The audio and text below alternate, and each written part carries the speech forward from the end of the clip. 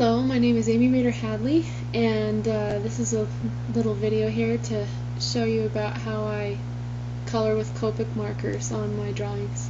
So I'll jump right into it. So right now I'm laying down a flat color here, a nice light teal on this dress, and I'm trying to go over as quickly as possible to keep the color uniform because Copic markers are very wet and they go on really dark and get lighter, but then while it's still wet, you've got to end up getting it all covered and stuff.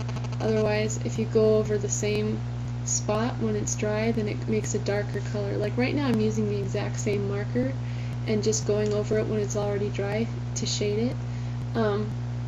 So yeah, you don't want that to happen when you're laying down the flat color and stuff like that, so you have to really try and do it smoothly. But yeah, so see, here I am just going over with the exact same color marker. Oh, and here I am doing some more flats of her dress off to the left. And see, so I go back and forth and I keep trying to touch areas that are still sort of wet so that they don't get dry and I don't have lines. Although I still did kind of have lines. It's really tough to color large areas with Copic markers, that's for sure. Yeah.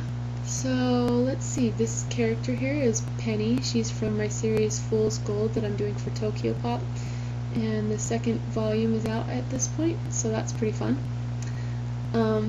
Sitting in a big princess dress doing homework. And I'm doing an illustration or two for this interview I'm doing with Warren Fashion Journal. It's a fashion magazine that I guess wanted to do an interview with me. I don't know what else to say about that, but I'm very excited about it. So I thought I'd do some illustrations that are kind of emphasizing Penny's sense of fashion since she likes to make her own clothes. And I thought I liked this idea of her wearing a princess dress, just doing something completely casual. So that's why I chose to do that. So here I am using a darker color marker for a darker teal, laying down flats again. It's much easier since it's a smaller area to keep it all nice and uniform looking. And yeah. Oh, the paper you use when you use Copic markers is really important. I like to use thin, really soft paper because it's just better to use. You don't want to use a very thick paper because then it'll keep soaking in the color and getting darker and darker, and that's not nice if, again, you want to have a uniform color at all. So here I am trying to use that same color marker to shade it, but with this particular color, after it dried, it got lighter and it got a little too light. So here I am trying to experiment with some shading to figure out what would be a good color to shade with, because I have to use a different marker. And I chose to use one of the gray colors that I have. I found that using gray to shade stuff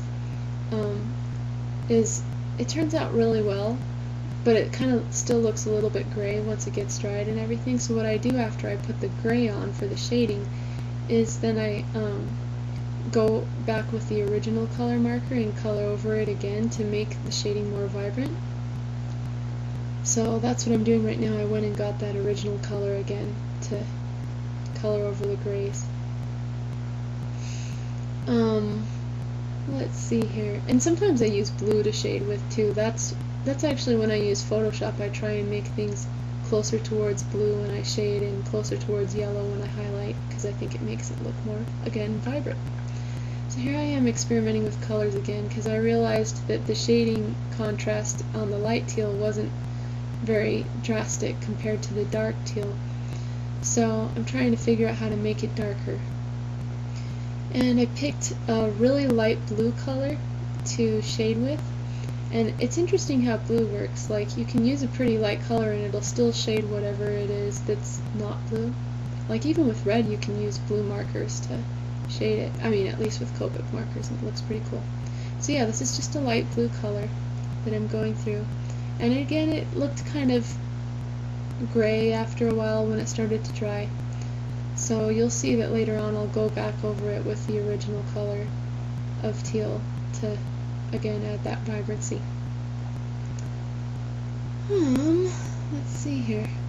I love coloring. I barely ever get to do it because I draw comics and I have a colorist and I work in black and white, one or the other, so it's always really rewarding. And I mean, my experience wasn't really in drawing comics growing up, it was in doing realism, which is mostly just shading.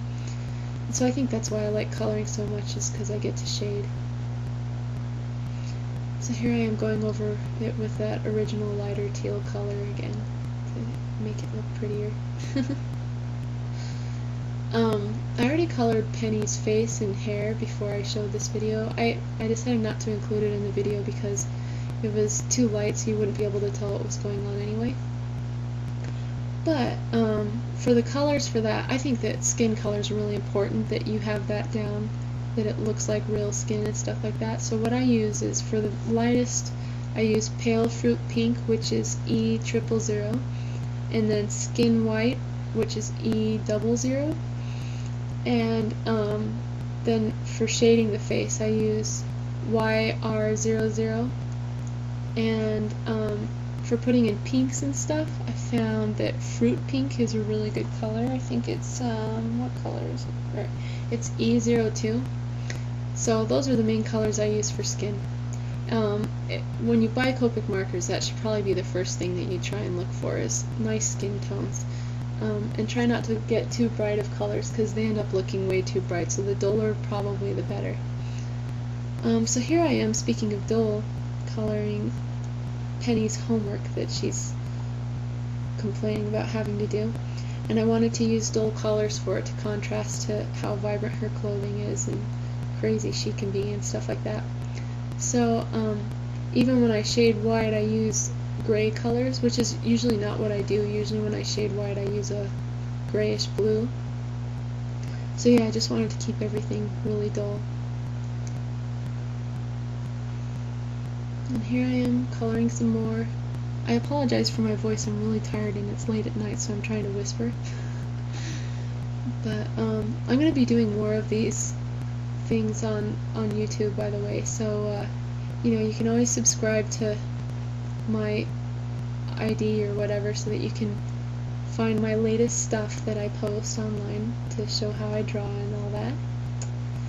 So anyway, now that I'm done with coloring the main stuff, I go through it with this light grayish blue and just go around the edges of it to kind of create this atmosphere. I don't know, it gives it more of a complete feel, I think, to make her feel like she's somewhere and she's not just floating in space. So yeah, every single time that the lines are going in, then I put some of that light grayish blue, and I use B91, so pale grayish blue I think is the name of it. And lastly, here I am using a white gel pen and doing highlights. So that's pretty much it. Thanks for watching.